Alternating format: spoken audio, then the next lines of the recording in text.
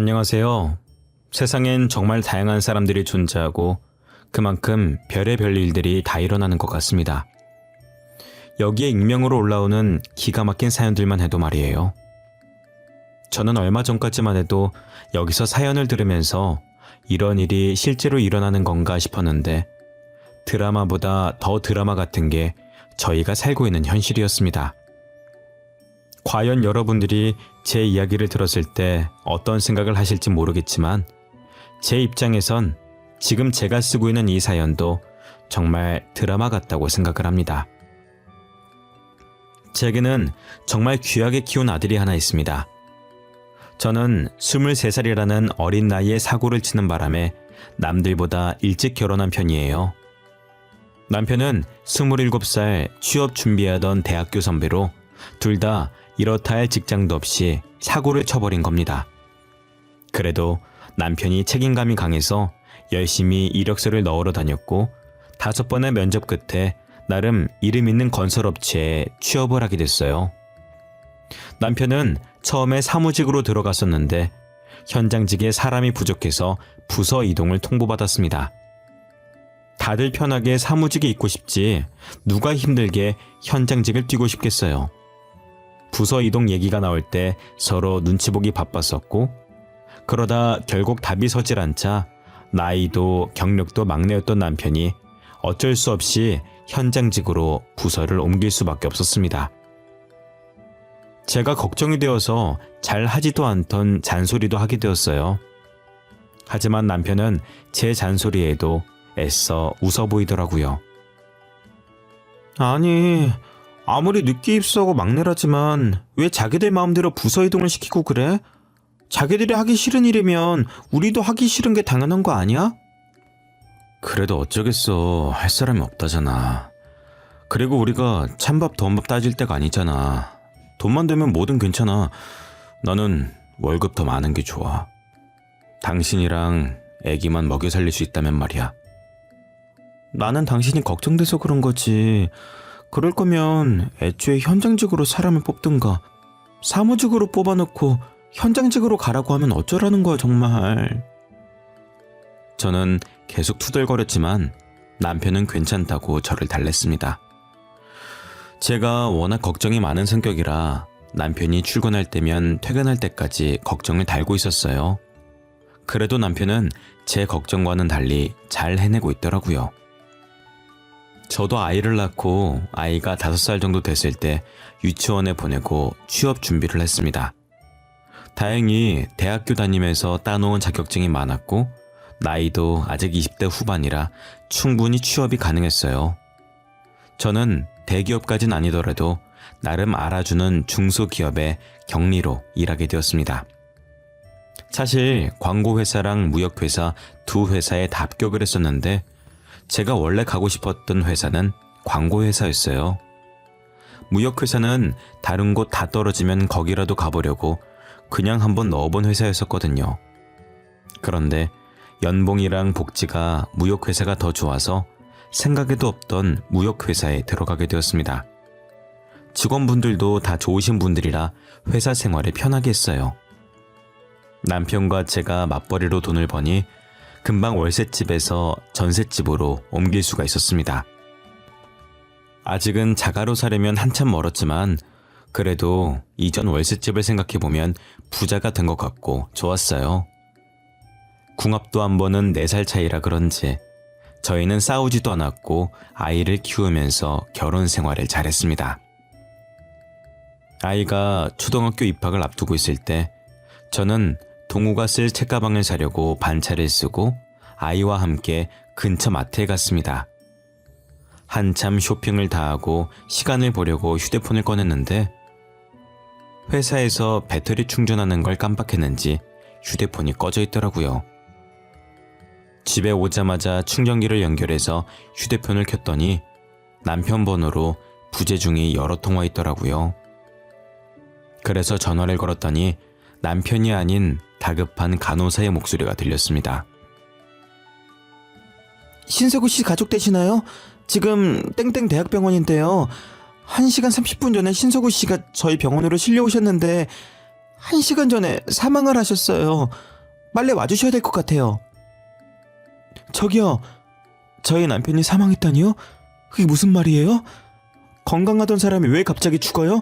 장난치시는 거죠? 저희가 살려보려고 노력했는데 출혈이 심해서 사망하셨어요. 죄송합니다. 1시간 전이면 제가 휴대폰이 꺼진 채로 쇼핑을 하던 그때였습니다. 급하게 아이를 들쳐매고 병원으로 향했죠. 제가 도착했을 땐 이미 남편은 사망한 지 1시간이 지나서 침대 위에 누워 흰 천을 덮고 있었고, 누워있는 남편 옆에선 직장 동료로 보이는 분이 죄송하다며 고개를 숙이고 계셨죠. 저기요, 이게 어떻게 된 건지 말을 좀 해봐요. 저희 애아빠 어쩌다 이런 거냐고요. 죄송합니다. 입이 10개라도 할 말이 없습니다. 철거 작업을 하고 있는데 아래 사람이 없는 걸 확인하고 파이프를 떨어뜨렸는데 그만. 그게 말이 되냐고. 당신들 너무한 거 아니야? 현장을 해보지도 않은 사람이 현장직에 내세우더니 어떻게 우리 가족한테 이럴 수가 있어. 우리 가족은 어떻게 살라고 이제. 그렇게 남편은 저와 7살 아들을 두고 허망하게 세상을 떠나버렸습니다. 조금 있으면 아들이 초등학교 입학하는데 입학하는 거 보겠다고 휴일도 다 맞춰놨던 양반인데 뭐가 그리 급해서 벌써 떠났냐고 영정사진을 보면서 많이도 한탄했죠. 아들은 자기 아빠가 죽은 걸 아는지 모르는지 울지도 않고 그렇다고 웃지도 않았어요. 저도 남편을 따라갈까 하는 안 좋은 생각을 많이 했지만 그럴 때마다 아들을 보고 참고 버텼습니다. 남편 없이 혼자서라도 남 부끄럽지 않게 아들을 잘 키우겠다고 다짐했죠. 혹시나 아들이 아빠가 없다는 이유로 반항심을 가지고 안 좋은 길로 빠지지 않을까, 나를 탓하지 않을까 하는 마음에 금이야 오기야 키웠습니다.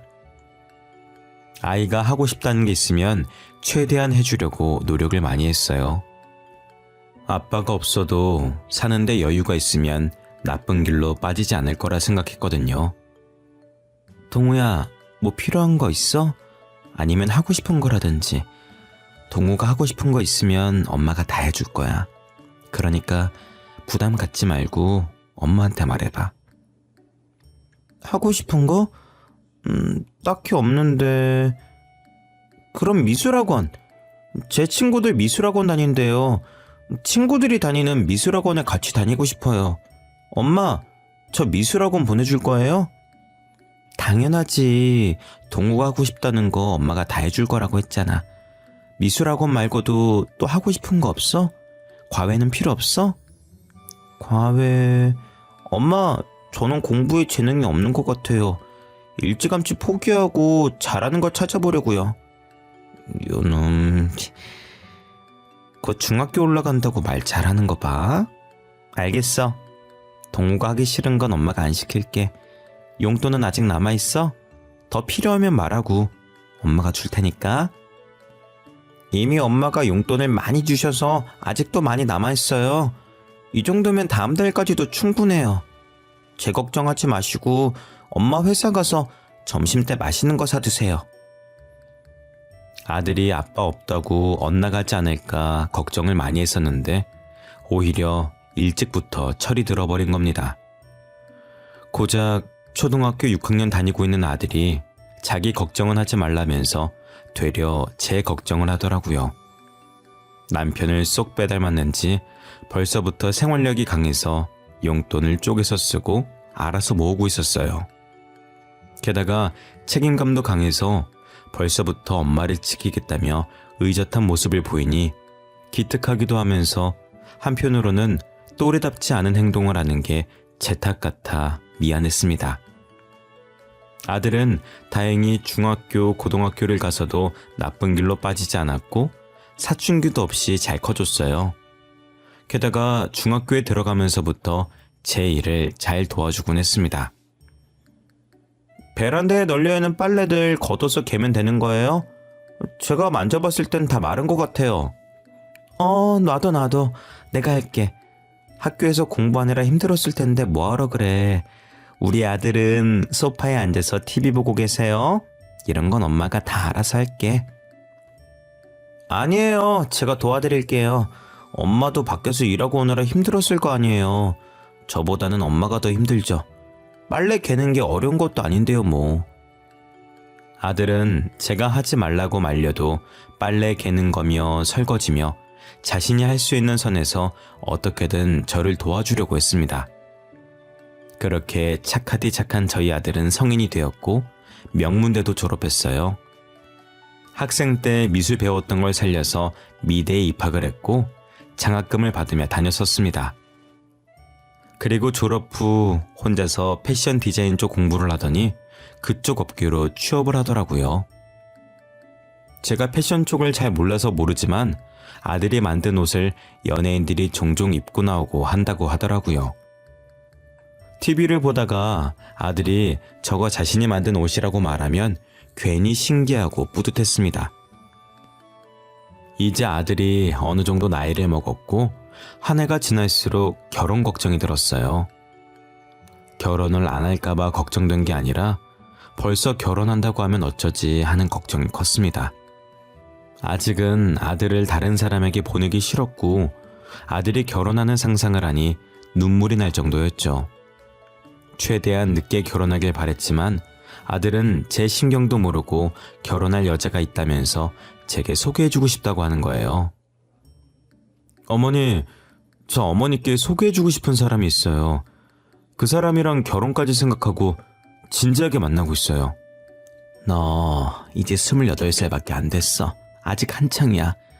30살 넘어서도 결혼할 여자가 줄을 설 텐데. 얼마나 아들이 푹 빠졌길래 엄마를 두고 벌써 결혼하려고 그래. 제 친구들도 결혼 많이 했어요. 이미 애까지 있는 친구도 있고요. 저도 한순간의 감정으로 이런 결정 내린 거 아니에요. 저는 아들이 30대 초중반쯤 되면 결혼할 거라고 생각했는데 20대 후반에 결혼을 하겠다고 하더라고요.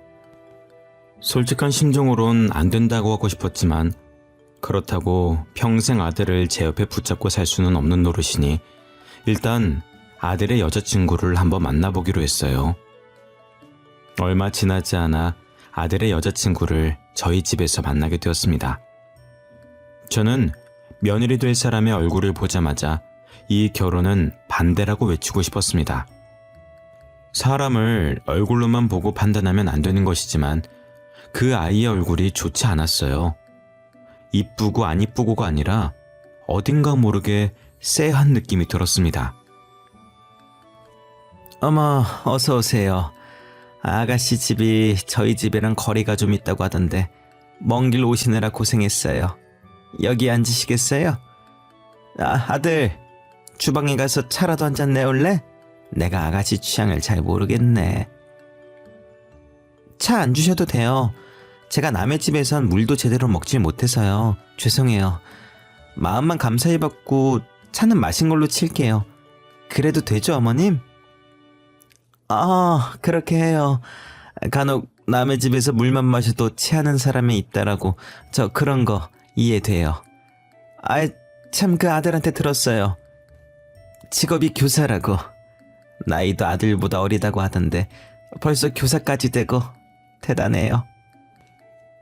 별로 대단한 건 아니고 저희 집 근처 조그만 고등학교에서 근무하고 있어요. 어머님 죄송한데 이번 주 학부모 상담주였는데 일부러 시간 뺀 거라 실례가 안 된다면 일찍 나가봐도 괜찮을까요?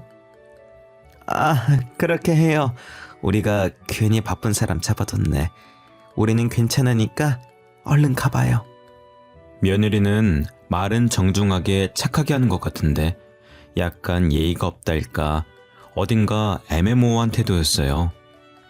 솔직히 며느리 직업이 교사라고 하면 두말할 것도 없이 좋았죠. 하지만 며느리에게 풍겨오는 쎄한 느낌을 무시할 수가 없겠더라고요. 시어머니가 될 사람과 첫 식사 자리인데 벌써부터 먼저 일어나 보겠다고 하고 제가 주는 물 한 잔도 안 먹겠다는 태도를 보면 결혼 후에 어떨지 훤하게 보이더라고요. 저는 아무리 직업이 좋고 돈을 잘 벌어도 사람 됨됨이가 좋지 못하면 결혼시키고 싶지 않았습니다. 그 아이가 간 뒤 한참을 생각하다가 아들에게도 이 결혼은 아닌 것 같다고 말했어요. 아들, 꼭 그 아가씨랑 결혼을 해야 되겠어? 엄마가 봤을 땐 좀 아닌 것 같은데 인상이 너무 안 좋아. 아까 보인 태도도 그렇고. 제발 엄마를 봐서라도 결혼 다시 한번 생각해보면 안 되겠니? 엄마가 잘 몰라서 그런 거예요. 원래 수진이가 낯을 좀 많이 가려서 그런 거지 심성은 착한 애예요. 그리고 아까는 제가 바쁜 애 붙잡아 두긴 했어요. 원래 시간 안 된다고 했는데 제가 억지로 데리고 온 거거든요. 그래, 그래도 엄마가 볼 땐 영 아닌데 이 결혼 꼭 해야겠어? 나중에 너가 잡혀 살 것 같아서 그래. 나는 잘 지내는 모습을 보고 싶지 누구 하나 잡혀 사는 거 보고 싶지 않아. 에이, 엄마. 괜한 걱정하시는 거예요. 저희 사이 엄청 좋아요. 엄마, 저 못 믿으세요? 저 이제껏 언제 엄마 속 썩인 적도 없잖아요. 그러니까 이번에도 아들 한번 믿어보세요. 저는 어떻게든 아들의 결혼을 말려보려고 했지만 아들이 너무 완강했어요. 아들이 이제껏 자기가 속 썩인 적 있냐고 하는데 반박할 말이 없더라고요. 지금까지 커오면서 제게 반항 한 번 한 적 없고 잘못된 선택한 적 없는 아이였거든요. 그래서 어쩔 수 없이 아들을 믿고 결혼을 허락했습니다. 상견례를 할 때 사돈네를 보니까 사이가 엄청 좋고 되게 인자해 보이시더라고요. 자식은 부모의 거울이라고 부모를 보면 자식이 어떤지 보인다고 하잖아요. 저는 사돈의 성격이 너무 좋아서 며느리도 그걸 보고 배웠겠구나 싶어서 날 세웠던 걸 조금 가라앉혔습니다. 며느리가 결혼한 지 반년 만에 제게 아들을 쏙 빼닮은 손자를 안겨주더라고요. 아이가 생기면서 육아에 전념하기 위해 며느리는 교직을 내려두고 전업주부가 되었습니다. 원래는 며느리가 다니던 학교 근처에서 신혼집을 구했어서 저희 집과는 거리가 먼 곳에서 살고 있었어요. 그런데 둘째를 낳고 아이가 어느 정도 크자 저희 집 근처로 이사를 오겠다고 하더라고요. 어머님, 지우가 중학교 들어가고 시우 초등학교 들어갈 날이 얼마 남지 않아서 학교 알아보다가 어머님 집 주변에 학군 좋은 학교들이 많더라고요. 그래서 시댁 근처로 이사 가려고 하는데 괜찮을까요? 그렇게 해. 너네가 좋으면 이사하는 거지. 나한테 물어볼 필요가 뭐 있니? 나는 오히려 손자 자주 볼 수 있어서 좋은데 이사하는 날 말해줘. 내가 가서 도울 거 있으면 도와줄게. 정말 감사해요. 그럼 집 알아보고 이삿 날에 다시 연락드릴게요. 며느리가 뭐가 그래도 급했던 건지 저와 전화한 지 얼마 지나지도 않았는데 벌써 집을 구해서 저희 집 바로 옆동 아파트에 이사를 온 겁니다. 아들에게 왜 이리 일찍 이사 왔냐고 하니 며느리가 미리 이사 와서 아이 엄마들이랑 친해져야 한다고, 그래야 사교육 정보를 얻을 수 있다고 해서 이사를 서둘렀다고 하더라고요. 저는 아들을 그렇게 유난스럽게 안 키워봐서 이해가 잘 되진 않았지만 교사 출신인 며느리가 어련히 알아서 잘할까 하는 생각에 이해해보려고 노력했습니다. 그런데 며느리가 이사를 하고부터 제게 아이들을 맡기는 일이 종종 있더라고요. 첫째야 중학교 들어가면서 학원까지 다니게 돼서 늦게 오지만 둘째 손주는 아직 초등학생이라 방과 후 수업 마쳐도 3시 전에는 집에 도착하거든요. 그런데 매번 며느리가 얼굴은 안 비추고 전화로 이런저런 핑계를 대면서 둘째 손주를 맡기더라고요. 어느 순간부터 둘째 손주의 학교는 아들네 집이 아니라 저희 집이 되어버렸습니다. 어머님 죄송해요. 이번에도 저희 막내 잘 부탁드릴게요. 믿고 맡길 사람이 어머님밖에 없네요. 제가 급하게 학부모 간담회가 잡혀서 말이에요. 다들 일한다고 오늘 아니면 시간이 안 된다고 해서요. 아가, 너 며칠 전에도 학부모 독서회 가야 된다고 막내 우리 집에 맡겨두고 가지 않았니? 어머님, 그건 학부모 독서회고요. 이번엔 간담회예요. 독서회랑 간담회는 다른 거예요. 금방 올 거니까 잠깐만 봐주세요. 아, 진짜 죄송해요. 제가 간담회 맞추면 바로 데리러 올게요. 너 이러려고 여기로 이사 온 거지? 학구는 핑계고 일부러 나한테 애 맡기려고 우리 집 근처로 이사 온 거 아니야? 한두 번도 아니고. 이게 지금 대체 몇 번째야? 어머님 손주들이잖아요. 그럼 며느리 바쁠 때 한 번씩은 봐줄 수 있는 거 아니에요? 제가 놀러 가는 것도 아니고 지후 미래를 위해서 이렇게 발에 불나게 따라다니는 건데 이해 못 해주세요? 아휴, 알았다. 이번이 진짜 마지막이야. 7시 안엔 올 수 있는 거지? 나도 근처에 나갈 일이 있어서 7시에 나가봐야 돼. 그럼요. 무슨 일이 있어도 7시까지 꼭 갈게요. 감사합니다, 어머니.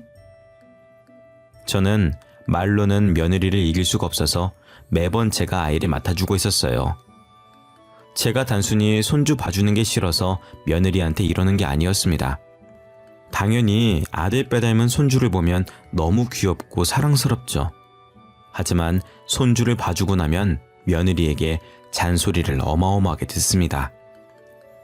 제 친구들은 며느리가 고생한다고 용돈이라도 찔러주면서 맡긴다던데, 저도 돈이라도 주고 애를 맡기면 어떤 잔소리를 하던 기분이 이렇게 나쁘진 않을 거예요. 그렇다고 해서 제가 돈을 바라는 건 절대 아니고 그냥 말이 그렇다는 겁니다. 며느리는 돈 주고 저에게 맡기는 것도 아니면서 이것저것 하면 안 되는 게 어찌나 많은지, 제가 간식이라도 하나 먹이는 날엔 아무거나 먹이면 안 된다고 따지고 듭니다. 며느리가 아이를 데리러 오는 시간만 되면 괜히 긴장이 된다니까요.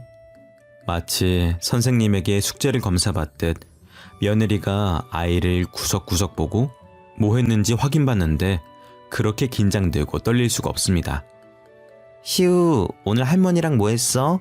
할머니가 맛있는 거 많이 해줬어? 너 옷은 왜 이렇게 꼬질꼬질해? 밖에서 놀았던 거야? 놀이터 가서 놀았어. 그리고 할머니가 치킨 사줬어. 완전 맛있었어. 그리고 뭐 했지? 하여튼 완전 재밌게 놀았어. 할머니랑 이것저것 많이 했어. 어머니, 시우한테 치킨 사주셨어요? 애들 나중에 그것만 찾는다고 제가 인스턴트 먹이면 안 된다고 전에도 말씀드렸잖아요. 그리고 이렇게 옷이 꼬질꼬질하면 새 옷으로 갈아입혀 주셔야죠. 아니, 시우가 먹고 싶다는데 어쩌니? 그 나이 땐 먹고 싶은 거 마음껏 먹게 해줘야 돼. 그리고 하교하자마자 우리 집에 왔는데 새 옷이 어딨어? 가방에 새 옷이나 넣고 그렇게 얘기를 하든가. 아, 진짜 못 살아. 다음부턴 여보 옷 가방에 넣어드릴 테니까 놀고 나면 애 옷 좀 갈아입혀 주세요. 다시는 인스턴트 음식 사주지 마시고요. 아시겠어요? 그럼 저 이만 가볼게요. 아이를 맡기는 날이면 하루도 빠지지 않고 며느리에게 한 소리를 들어야 했습니다. 이 정도 했으면 며느리의 잔소리에 내성이 생길 만도 한데 언제 들어도 심장이 벌렁거려요. 며느리가 저를 시어머니라고 생각은 하는 건지 해도 너무하더라고요. 어찌나 잔소리가 심한지 이 나이 먹도록 애를 열심히 봐주고 욕은 욕대로 먹는 게 너무 울컥해서 눈물이 다 나오더라고요. 그러다 며느리가 다급하게 저희 집에 찾아와선 첫째 학부모 모임 간다고 저한테 또 막내 손주를 맡기러 온 겁니다. 그땐 저도 약속이 있어서 나갈 준비하던 참이었었거든요. 그래서 저도 그날만큼은 단호하게 안 된다고 말을 했습니다. 어머님, 진짜 죄송해요. 오늘 첫째 학부모 모임 있는 걸 제가 깜빡했어요. 지금 당장 가봐야 되거든요. 진짜 죄송한데 오늘 하루 막내 좀 봐주세요. 야야야, 아가, 이렇게 덜렁 애 맡기고 가면 어떡해. 내가 안 된다고 했잖아. 나도 오늘 약속 있어. 잠깐만, 나 지금 나가봐야 되는데. 예. 어머님 죄송해요. 제가 저녁에 데리러 올게요. 진짜 죄송합니다. 그런데 제가 안 된다고 말할 틈도 없이 며느리는 아이를 집안에 들이고 나가버리더라고요. 순식간에 며느리가 사라져버렸고 남겨진 저와 손주는 서로를 빤히 쳐다봤습니다. 저는 결국 약속을 취소했고 한숨을 쉬며 손주를 봐줬어요. 손주가 집에서 잘 놀다가 집에서만 놀기엔 답답한지 밖으로 나가고 싶어 하는 겁니다. 아파트 단지에 아이들이 놀 수 있게 만들어 놓은 놀이터가 있어서 거기로 향했어요. 손주의 손을 잡고 집을 나서는데 며느리 차가 저희 집 바로 앞동에 주차가 되어 있는 겁니다. 저는 주차장 자리가 없어서 거기 주차해놓고 차를 안 가지고 갔나 했었거든요. 매일 차를 끌고 나가라는 법은 없으니까 대수롭지 않게 보고 있었습니다. 제가 그냥 지나치려고 할 때 며느리가 앞동에서 남자와 팔짱을 끼고 엘리베이터에서 나오는 겁니다. 처음엔 저 여자 우리 며느리와 좀 닮았네 싶었는데 옷차림이 아까 저한테 애 맡기고 나간 옷 그대로였고 얼굴도 자세히 보니 며느리가 확실했습니다. 저는 며느리를 보자마자 곧장 아들에게 전화를 걸었어요. 아들, 저 바쁠 텐데 전화해서 미안해. 내가 물어볼 게 있어서 말이야. 아니 글쎄, 며느라기가 분명히 학부모 모임 나간다고 나한테 애 맡기고 갔는데 모르는 남자랑 있더라고. 아, 모르는 남자랑 있어서 걱정돼서 전화하셨어요? 걱정하지 마세요. 앞동 남자일 거예요. 그 앞동의 남자가 학부모 모임에 장을 맡고 있는데 우리 아파트 주민이라 같이 가겠다고 저한테 말하고 간 거예요. 그러니? 너도 알고 있는 거야? 아휴, 난 그것도 모르고 며느리 의심할 뻔했네. 너도 알고 있다니 됐어. 일하고 온 애는 붙잡아두고 쓸데없는 얘기를 했네. 일 열심히 해. 끊을게. 저는 며느리가 그 남자랑 팔짱 끼고 있었다는 말은 하지 않았습니다. 괜히 제가 넘겨짚고 말을 잘못해서 큰일 만들까봐 아들에겐 자세히 말하지 못했어요. 그리고 아들도 알고 있다고 하는데 제가 나서면 안 될 것 같았습니다. 하지만 그날 봤던 며느리와 학부모장의 분위기가 심상치 않았었거든요. 그래서 저는 며느리의 행동 하나하나를 주의 깊게 보게 되었습니다. 옷은 어떤 차림이며 어떤 이유로 아이를 맡겼는지 곱씹어 보게 되더라고요. 저녁에 손주를 데리러 온 며느리가 명품 가방을 메고 있는 겁니다. 저는 그 명품 가방을 유심히 봤고 한동안 계속 그 가방을 메는 것 같아 보였어요. 그러다 문득 생각이 든 게 일도 안 하면서 무슨 돈으로 저걸 샀나 싶더라고요. 혹시나 아들이 사준 건가 싶어서 아들에게 물어봤습니다. 아들, 요즘 지우가 들고 다니는 명품 가방 말이야. 무슨 돈으로 산 거니? 딱 봐도 비싸 보이던데 요즘 며느리가 따로 일하는 거 있어? 명품 가방이요? 뜬금없이 무슨 명품 가방이요? 지우가 명품 가방이 어딨어요. 저한테 생활비 받아가는 사람인데 그럴 돈 없을걸요? 그리고 어머니 가방 브랜드 잘 모르시잖아요. 그냥 착각하신 거 아니에요? 아니야, 분명히 명품 가방이 확실해. 그렇게 유명한 브랜드를 내가 모를 리가 없지. 그리고 내가 저번부터 찝찝했는데 아무래도 지우가 그때 본 그 학부모장이랑 바람피는 것 같아. 분명히 팔짱까지 끼고 있는 걸 내 두 눈으로 똑똑히 봤단 말이지. 그 가방도 그놈이 사줬구만. 그래, 응? 팔짱을 꼈다고요? 확실히 그 남자랑 지우랑 팔짱 끼고 있었어요? 일단 알겠어요, 어머니. 아들은 제 말을 듣더니 굳은 목소리로 전화를 끊더라고요. 그러더니 며칠 뒤 다시 아들에게 연락이 온 겁니다. 제 말을 듣고 아들도 찝찝한 기분이 들어서 며느리 차 블랙박스를 확인했다고 하더라고요. 어머니, 저번에 지우가 바람피는 것 같다고 하셨잖아요. 진짜 둘이 바람핀 거 맞더라고요. 블랙박스 삭제한 건지 찍힌 영상은 없었는데 내비게이션에 땡땡대학교가 찍혀 있었어요. 땡땡대학교? 그 대학교는 왜 찍혀 있다니? 설마 앞동 남자 직업이 교수라니? 아니요, 대학생이었어요. 그래서 아내 뒤를 쫓다가 그놈이랑 둘이서 호텔까지 가더라고요. 알아보니까 둘이 클럽에서 만난 것 같더라고요. 그동안 돈 많고 어린 저 남자랑 사귀고 있었어요. 그럼 이때까지 학부모 간담회다 독서회다 하면서 나한테 애 맡긴 게 다 거짓말이었고 그놈이랑 놀아나느라 그랬다는 거야? 전화를 끊고 애들 집으로 갔더니 아들만 있고 또 며느리는 없더라고요. 아들은 며느리를 미행해서 목격한 모든 장면을 찍어두고 제게 보여줬습니다.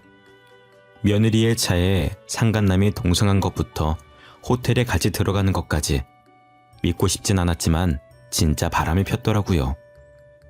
어떻게 애도 둘씩이나 있으면서 대담하게 바람을 핀 건지 충격적이라 말이 안 나왔습니다. 며느리한테 당장 집으로 들어오라고 전화로 불렀습니다. 며느리는 왜 말도 없이 왔냐며 바쁜 사람 오라가라 한다고 투덜거리면서 집 안으로 들어오더라고요.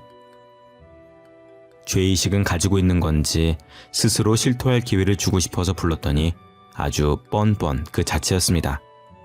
너 지금 어디 갔다 오는 길이야? 또 학부모 간담회다 뭐다 핑계대면서 나간 거야? 우리 다 알고 있어. 그러니까 사실대로 말해. 사실대로 말하면 가볍게 끝낼게. 다짜고짜 바쁜 사람 불러놓고 뭘 사실대로 말하는 거예요? 오늘은 학부모들 만난 게 아니라 집 근처 카페에서 친구 만나고 있었어요. 친구? 그 친구라는 사람 혹시 네 남자친구 말하는 거니? 클럽에서 만난 앞동 그 남자? 내가 앞동 남자랑 같이 있는 거 다 봤다. 어머님, 벌써부터 놓아놓으신 거예요? 저를 지금 누구랑 착각하시는 거예요? 뭘 보셨는지 모르겠는데 그거 저 아니에요. 학부모들 뒷공문이 쫓아다니기 바쁜데 제가 바람필 시간이 어딨어요? 며느리는 제 말에 팔짱을 끼면서 살짝 코웃음을 치더니 자기가 아니라고 뻔뻔하게 말하는 겁니다. 되려 저더러 노안이 있냐고, 자기를 누구랑 착각하고 이렇게 나오는 거냐고 하더라고요. 저는 그 말에 어처구니가 없어 했고 옆에 있던 아들은 며느리 얼굴에 몰래 찍어둔 사진을 던졌습니다. 며느리는 맞은 게 열받는지 저와 아들을 째려보다가 여전히 팔짱 낀 상태로 떨어진 사진을 내려다봤어요. 그러다 자신과 앞동 남자가 호텔 앞에서 팔짱 낀 사진이 있자 그 사진을 떨리는 손으로 줍더라고요. 어머님, 여보, 이게 대체 아니야, 이거 합성이야.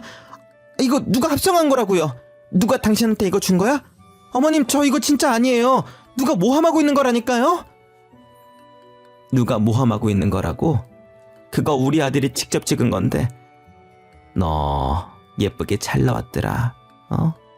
아들이 미술에만 재능이 있는 줄 알았는데 사진 찍는 거에도 재능이 있는 줄 몰랐어.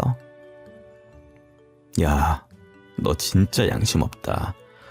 어떻게 끝까지 엄마한테 잘못 봤다고 소리칠 수가 있어? 나 이혼 소송할 거야. 그리고 애들 양육권도 다 가지고 올 거야. 상감남 소송 당연히 해야 되겠지? 여보, 어머님, 제가 잘못했어요. 다시는 그런 짓 안 할게요. 여보, 내가 이렇게 빌게. 차라리 합의혼 해달라면 군말 없이 해줄게. 제발 소송만은 하지 말아줘. 응? 여보, 제발. 우리 부모님 알면 나 진짜 죽어. 응? 그러게, 부모님 알면 죽는다면서 그런 짓은 왜 하고 다녔니? 네가 싼 똥 네가 치워. 난 너 대신 치워줄 마음 없으니까. 그리고 이 집에서도 당장 나갔으면 좋겠다. 너랑 같은 공간에 있는 것도 역겨우니까. 며느리는 이혼 소송만은 안 된다면서 무릎을 꿇더니 저와 아들의 바짓가랑이를 잡고 빌었습니다. 저희는 꿈쩍도 하지 않았고 아들은 억지로 며느리 팔을 잡고 집 밖으로 쫓아냈죠. 며느리가 소리를 고래고래 지르며 문을 두드리길래 옆집 주민에게 피해갈까봐 경찰까지 불러서 제대로 보내버렸습니다. 아들은 다음날 해가 뜨자마자 집을 부동산에 내놓고 저희 집으로 들어왔습니다. 그리고 곧바로 변호사를 찾아가 찍어둔 사진을 증거로 제출해서 며느리에게 이혼 소송을 걸었고 앞동 남자에게 상감난 소송을 걸었습니다. 확실한 증거에 재판이 그리 길게 이어지진 않았고 판결도 저희 아들 손을 들어주어 두 손자의 양육권도 아들이 가지고 올 수가 있었죠. 게다가 친정 부모님 귀에까지 들어가서 빈털터리로 쫓겨났다고 하더라고요. 모아둔 돈이 없으니 저희 아들에게 위자료를 줄 수가 없었고 결국 사채를 끌었었다가 돈을 못 갚아서 사채업자에 비해 어디론가 숨어버렸다고 들었습니다. 그 뒤로 사돈까지도 며느리의 행방을 모르니 어떻게 살고 있는지 소식을 들을 방법이 없었어요. 한순간에 나락으로 떨어진 게 불쌍하긴 했지만 다 자기가 자초한 일이라고 생각합니다. 며느리가 바람만 피지 않았어도 이런 일은 없었을 거잖아요. 손자들에겐 엄마를 빼앗은 것 같아 미안한 마음이 들었는데 손자들은 개의치 않더라고요. 오히려 저랑 같이 살게 되어 좋다고 이리 뛰고 저리 뛰고 난리였습니다. 아들도 부모 품이 좋다면서 따로 나갈 생각을 하지 않고 있고요. 저도 혼자서 지내다가 아들과 손자들이 있으니 시끌시끌한 게 사람 사는 것 같고 좋습니다. 저는 손자들에게 엄마 같은 할머니가 되어주려고 합니다. 무슨 일이 있어도 아들과 손자 편에 서서 열심히 응원하고 지지해 주려고요. 지금까지 부족한 제 사연 들어주셔서 감사합니다. 다들 건강하세요.